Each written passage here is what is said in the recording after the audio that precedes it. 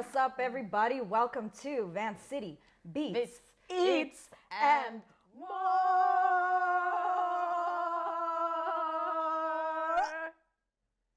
Good job, Rita.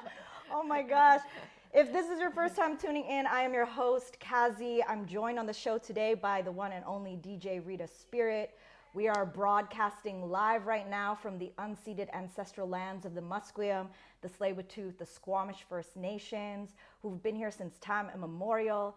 You might know this colonially as Vancouver, BC, but we, as the artists and creatives who make the heartbeat and pulse of this city, we like to call it Van City. Yes, and so on this show, we love to interview creatives, artists, people who really make up the arts and cultural landscape. And Rita is a new transplant who's been here quite a few times, but has officially made the move over here, which I'm very excited about.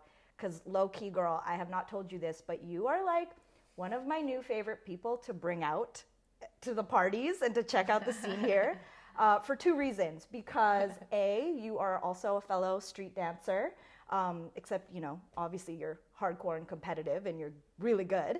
And that you're also an incredible DJ for the parties, for the battles. And so to go out to places where somebody has the understanding of A, like feeling comfortable to get down on the dance floor, but B, understanding what the DJ is doing in the space. Like those are two things that I definitely pay attention to when I go out.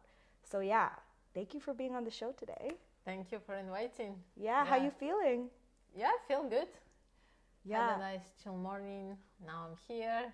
Amazing. Yeah, on this episode today, I really want to talk to you more about your DJing and dance journey and how you got to where you are today.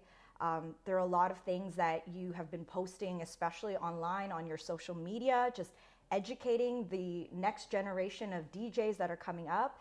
And I also want to talk about what are you excited about here in this city now that you've moved here. So yeah, if we could start from the beginning with you and, you know, how you grew up. You're originally from Ukraine. I would love to know, you know, how did your childhood and upbringing influence your creative pursuits in music and street dance? Yeah, absolutely. So I'm DJ Rita Spirit. My name is Rita, and I'm originally from Ukraine. I've started as a dancer, or it's a hard question because like I start to collect music since I was kid. When I was kid, I was often sick, so I did not have like good immunity. So I had a lot of time at home by myself, and my mom was working all the time. So I started to collect records and just like listen to records, write some rhymes. Yeah, and then I started to collect the records, the cassettes. It was like the era of cassettes, and Yes. I bought like my mom bought me Magnetola. Oh, Yeah, like, so- was that like a ghetto blaster or Yeah. what? Okay, Yeah. nice. So Yeah. we went like with my mom to market. That's where like we were buying like cassettes in Ukraine, and yeah. So I was always like listening to music. Do you I remember liked- your first hip hop cassette or music like, artist cassette you bought? Yeah. I at that point like I was also listening a lot of classical music as well. So and I still think that like yeah, like classical music is a big thing. Like it's very impressive for me to go to like a live concert and see how the music is like actually like people play it. Yeah. Yeah. Especially in a big symphony. In the big symphony. Yeah. So my mom always brought me to like that type of event. That's Yeah. amazing. Yeah. And like hip hop, I bought like some Missy Elliott. Ah, Yeah, yes. that was I think like one of my First first, ones. yeah. Mine was Blackstreet. Oh yeah. Yeah, No Diggity. Like that Yeah, was like, yeah. oh, so good. That's amazing. And then, did you ever learn any instruments or play instruments? No, unfortunately, no. I wanted to learn like piano, but yeah, I never like really had a chance to learn instruments. Yeah, and then like I was, yeah, just like going to some. I started as a dance to dance ballroom dance. Oh wow. Yeah. Like my what? mom- The waltz? Yeah, like the yeah, like the waltz, the cha-cha-cha, and but it was my mom who brought me there. I did not like, I was not that type of kid who will be like in the ballroom. I was more like active, more, I don't know, I had like faster BPM, you know. And I did not like it actually, like I made everything so my teacher like will kick me out and I succeed. That's hilarious. Yeah. And then I went to my friend, she brought me to some like hip hop class. Yeah. But it was like choreography, so I did not like really thought that dance is for me. But then I found out like I found some classes with the hip hop freestyle in my city, and and that's like how I started. Then I moved like to another city where the scene is bigger. Where was this? So I born in Dnipro and I moved to Kharkov. It's more on the east side of Ukraine. So at that time it was like Ukrainian capital of hip hop. Like all the dope dancers were there. The best like big battles were there. Cool. And yeah. How old were you at the time when you started dancing? I think 17, 16. Okay, teenager years. Yeah.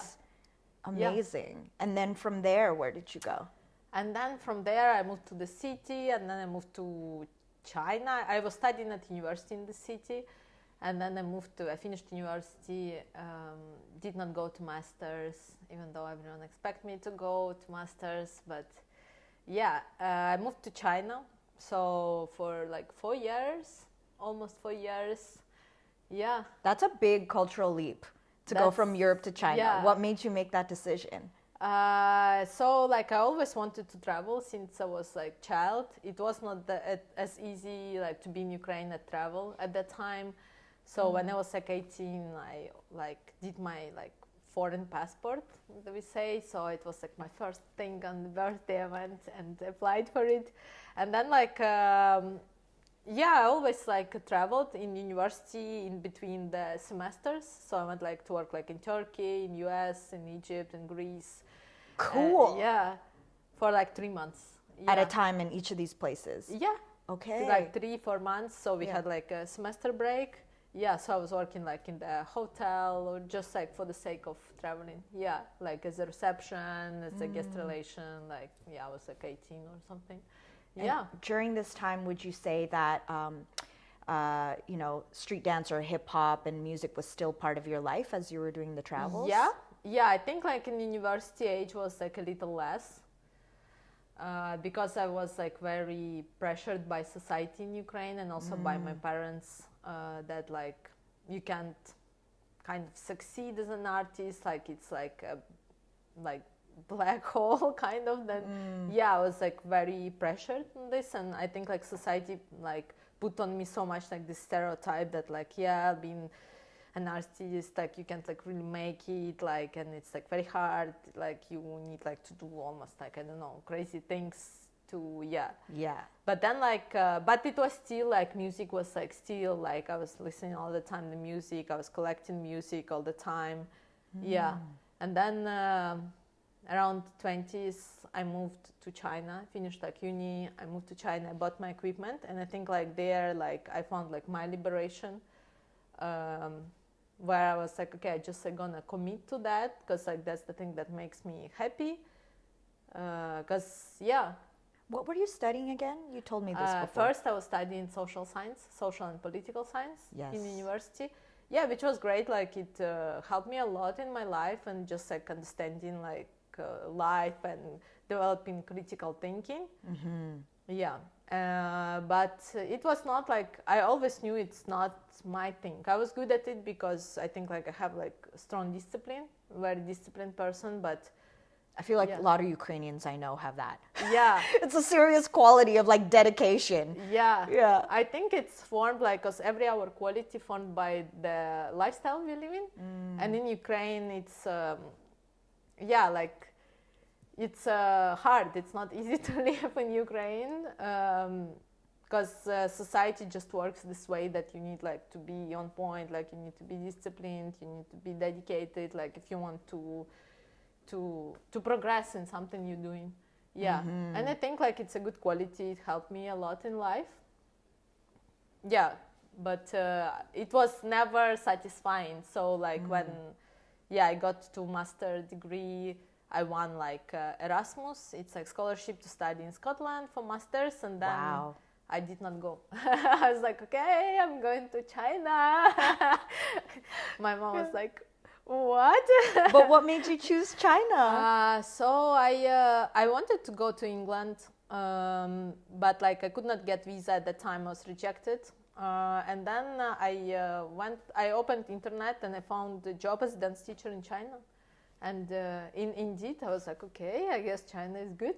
And then I applied, I passed the interview, and they're like, yeah, next month you should go. Like I was like, okay. And then like my contract was originally for 1 year, and I ended up staying like 4 years. Like it was like on and off. I stayed there for 1 year. I went to India, and then I went to Ukraine, organized my event, came back to China, came to Europe, travel, come back to China, stayed like 2 years. Yeah. And I would stay more, but then I met like one guy, Shingo from Japan. Shout outs to the Mr. International. Yes, Czech Shingo. With the flute. With the flute. Yeah. So Shingo is like old school b-boy, and he also does hustle. He does everything, I think now. So he came to China to the gig I was playing in the club, and then he told me, after the gig we hung out a little. He came with my friend, and he told me about like this school in Sweden where it's like Hogwarts for hip hop dance. So sick. Yeah. It's called O School. It's called OSA. OSA. OSA Folkhögskola. Yeah. Yeah. And so I came to this, I applied for this school, and it was like in October. I already forgot that I applied, and then like in April they reached me out, and I was like, okay, because normally you need to go to audition in the school. You need like to do interview, dance, do physical, like when you run, do push-ups and stuff like that. Yeah. Serious training. Serious training. Yeah. But then like they reached me, I sent them videos. I was like, I'm not coming to auditions, I'm like in China, like if I don't pass it would really be not so cool. Yeah. And so they reached to me, and then they're like, yeah, we want to have an interview with you next week. I was like, oh, okay. I already forgot like about the school. Everything was working in China. I was like, eventually I was just freelancing last 2 years. I was like, more into playing battles, working in the club. I did like some like modeling for clothes. Yeah, and then they reached me out. I was like, why am I leaving to Sweden? I don't know. But then I left, and it was great because Corona hit China in half a year. I was like, I'm blessed. Yeah, for real. It was perfect timing. Perfect timing, because Sweden also did not got like restrictions. Not so big restrictions as in China. So I was like, okay. Yeah, and then like my journey in Europe started. So I was living in Sweden after China for like 3 years. How would you say your street dance arts practice evolved from then to then going to that school? Oh, it evolved a lot. Like it was totally different me. I think raising up in Ukraine, I was like very focused. Like we just saw like battle, just this side of the culture, and being so far like from US, like also we had like a lot of misinterpretations of the culture, because like we could not have access to the like real information. So we got like some videos from YouTube, and then like we interpreted it in our way, in Ukrainian way, which was cool. I think like it brought a lot of originality in Ukraine. How would you describe that, like the interpretation? For instance, like in breaking, so we had instead of like breaking battles, we had R&B battles. Oh, it was not about the music like R&B. It was just like R&B battle, because we did not even know like what is R&B. Like it was like we heard this word R&B, and then we organized these battles. I mean, R&B in general is also confusing to a lot of people, because it's like, what era are you talking about? You know, some people would argue it's like really old school soul music, you know, so, or then like 2010s R&B, it's like Mario and Nia, like, you know, so it depends on who you ask, what is R&B, but Yeah. that's interesting, like the breaking battles in R&B. Yeah, I was like, why? Yeah. Yeah, and then like, I don't know, in like poppers, like were called kind of like upper breaking. That's how like the poppers were called. So in like every breaking crew, they had like one popper. And that was like dancing upper breaking. That was like popping. Like the upper half is This is amazing. Okay. Yeah, like and a lot of funny stuff. Like it's like endless. Yeah. Yeah. Like no, like our breakers, like when you look, like no warm up, like now everyone has like a coach and like a routine, mobility routine before. But our breakers straight, like from the cold weather in Ukraine, come to studio straight on the head, and then like injuries and stuff like that. Oh, no. But that's before, like things have evolved now. Yes. Yeah. Now it's Does anyone call it upper breaking anymore? No, luckily not. Luckily not. Do you remember the first moment you really saw the magic of like the DJ and the atmosphere and the music and the power of hip hop essentially? Yeah. Mm-hmm. Yeah, I remember. I I think it was like when I was like 14, I started to party. I went like to all sorts of parties, like to like drum and bass party, to like rock party. And I remember sitting in this club. It was, I think, Halloween. It was in some abandoned building. And there was a drum and bass party. And in Ukraine, you don't go like till 2 a.m. You go till 6 a.m. because then subways start to work. And then everyone goes back. That is efficient. That is efficient. Yeah, because like no one got money for taxi, you know, so you go like for whole night. And then at 6, like club is empty. Everyone go to subway. So I was like sitting like around 4. I was like already like so tired of like moving, and then I sit like, and it's like this like light, like blue, foggy, and I watched like DJ. I was just like always like to sit and like and watch like DJ, and like I always thought it's like magical what's happening on the dance floor, what DJ brings. I like to observe people. I think that was like my favorite part of the party. I'd just like stay and observe and people watch. Yeah, people watch like how the connection happening between DJ, how and the floor and dance floor, how people react, what's the flow. Like even though at that point like I did not understood like really what DJ is doing, but like I just like to observe like what's the connection, like what music brings. Yeah. That's really cool. Yeah, so I think it was like from this moment, and I always wanted to like to start, but I did not have like enough money to buy equipment because like DJing is expensive. You need like your equipment. You need especially laptop. back then. Now it's cheaper. Back then it was expensive. Yeah. And being in Ukraine where like you buy a controller and it's like salary for whole months. So, or like even more. So like it's really not affordable. But then like I saved money, I bought like my own equipment. I thought like I'm gonna just DJ for the battle, and then it started to grow. Like I was DJing in the bar, in some like car shows. Was this now in China? Like when you first started DJing? No, when? I started in Ukraine. Okay. Yeah. And you were how old at the time? Like 20. Okay. Yeah. That's amazing. Yeah.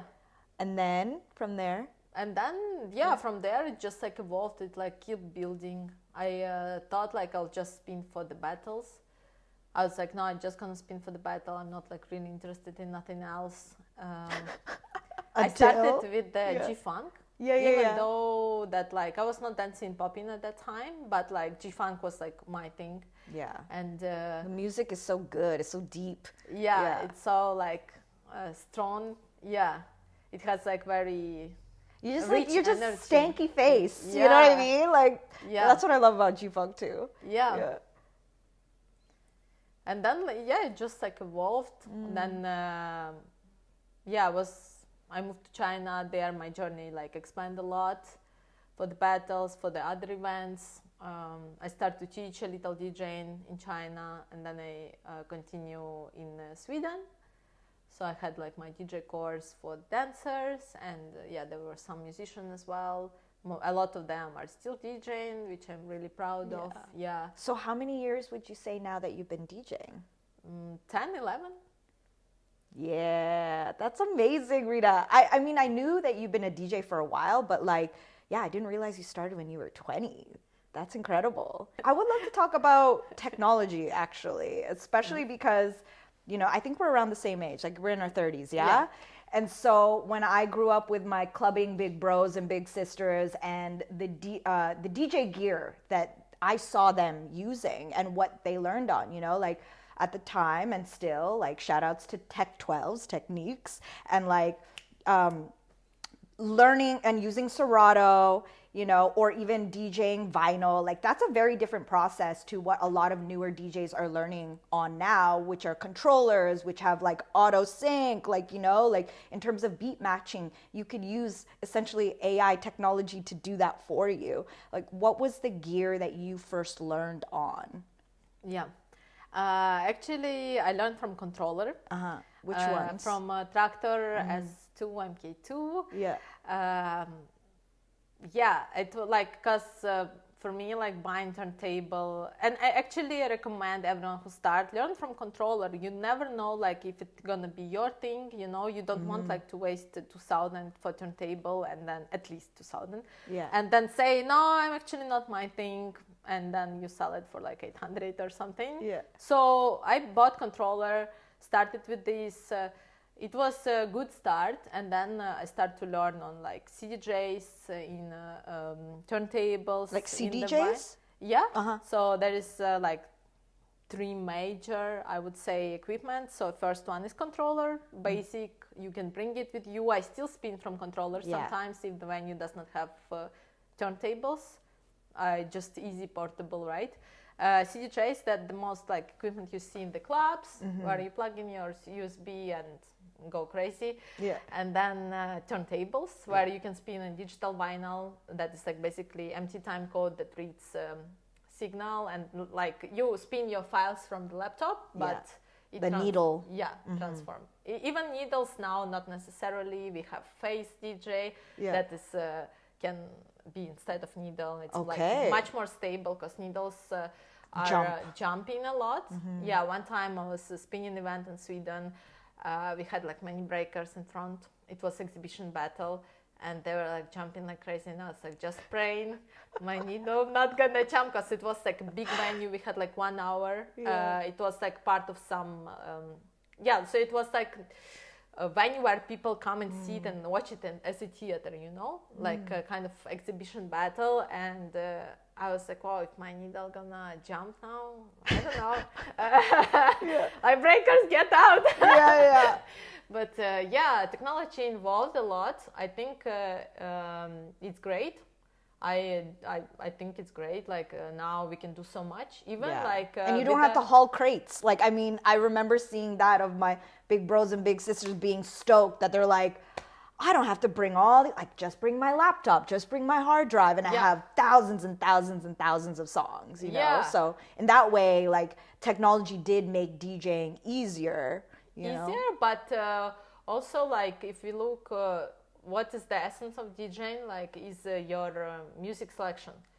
Still, I see, like, even with the technology, you give like same song, 2 songs to different people, and they will mix it differently. They will choose different part. So for me, DJing is technical, but like also much more on the like soft skills of the DJing, which is like choosing your crates, really digging like for the music. Even in the song, like there is like, I don't know, house song. It's like 8 minutes. You're not gonna play 8 minutes, and you need to choose the best part of it, especially for the battle. Like now we have battle is like 30-second round. 30-second round, like so you're not gonna waste this for the intro, right? Or for some breakdown. I mean, some DJs do, but it's their own faux pas. So or like what is going good together, like what matches the room, because like every song is good. I mean, not every song is good, but a lot of songs are good. It just depends like what time you're gonna play it. So you need to read the room. Like I think reading the room, it's like this like magic skill, because like when people are not ready, they come to venue, and then like I just came, I see some crazy beat is on my ears. I'm not ready, I'm not warm, I'm not in this mood, you know. I need something more chill, warm up, and then like you bring the crowd up, you build the flow, but crowd can't stay up so long, because everyone, especially in the clubs, like clubs needs to get money. If people gonna be so hype all the time, they're not gonna buy drinks. So you need to bring them down. It's a free tip for all the clubbers. You need to bring them down, so people go chill, buy drink, and other than bring it up. So it's like psychology, how to build the flow. I learned a lot of it when I was working the club in China. Before working the club, I was already spinning for battles in some like Sky Bar, but in Sky Bar it was like more background music. And then I came to the club, and first my set was like bad. I was like crying. I was like, whoa, like I'm really bad DJ, like, because I did not understood the surrounding. And then I went to the club, and 1 week I was just watching the club. I was staying there, like literally like for 4 hours, like watching the DJ, how they play, what they mix, how the crowd react, what's the setting of this particular place. So I think like understanding is like soft skills of DJing now, since technology is so like came to the next level. Soft skills is like what technology can do for us. Technology can't observe the crowd. They can sing for you as many songs as you can. And like, I mean, sing like if you mix like 4 songs together, like it can help you as well, you know, like for some like like fast transitions, when you transition like in BPM dramatically, then it can help. But I think like really dig into music and expressing yourself, not just seeing like what other people do, because in the end it comes like about soft skills. Technology will never replace that. Absolutely. I do have a little surprise for you, actually. Dun, dun, dun, dun, Sean. Oh my God. And it's coming out of the oven, but I did not bake it, because I definitely do not have the mastery for any of this. Oh, wow. But there is a wonderful place here in Van City called Kozaks. They are Ukrainian. Yeah, check it out. Yeah. Wow. And so, do you know the name of this? Yeah. What is it? Not of this, but of this. Okay, this. yeah. This is my childhood cake. Yeah. What do we call it? Like starts with an M. Medovik. Yeah. Is that this one or this one? This one is Medovik. Medovik. Yeah. Okay. And this is like waffelny tort. What? Waffelny tort? Yeah. Okay. That was great. Yeah. Yeah, that's crazy, because this dude my mom like always like made, and always eat it a lot. And this is a pistachio like kind of pastry croissant thing. Is that also a very Ukrainian thing? Yeah.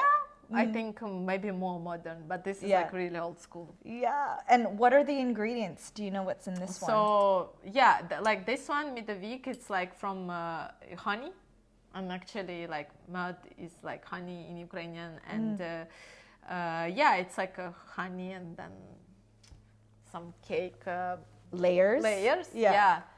Yeah, this is like we eat like every holiday basically. And then this one is like a wafer kind of tort kind of thing. Yeah, this is like easy made, you know, it's like for lazy people.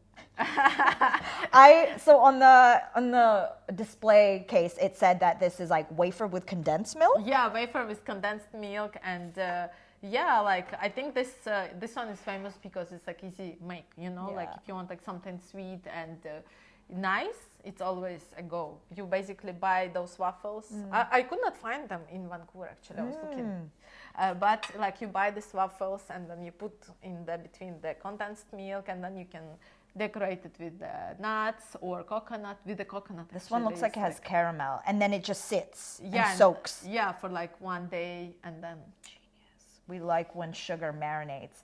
Well, I want to say a big thank you to B-Girl Nat, as well as your partner, B-Boy Cape, who helped choose these, because I sent pictures when I went to Kozak's, and I was like, bro, which one do you think Rita will like? Does Rita even like sweets? Like, he's like, oh no, she likes sweets. And they both mentioned this is like the childhood cake. Oh yeah. So we're gonna try it right now, and let's go. And I want you to be honest and judge Kozak's if they're doing it right, you know? Let's go.